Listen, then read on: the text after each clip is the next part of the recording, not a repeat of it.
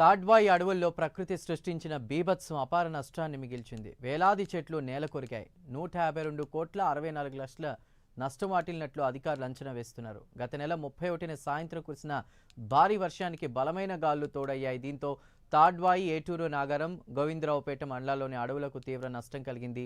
Drone ఫోటోలు, వీడియోల ద్వారా దాదాపు 333.02 హెక్టార్లలో 85,125 చెట్లు కూలిపోవడం, విరిగిపోవడం జరిగిందని అధికారులు అంచనాకు వచ్చారు. వీటి విలువ దాదాపు 152.64 కోట్లుగా నిర్ణయించారు.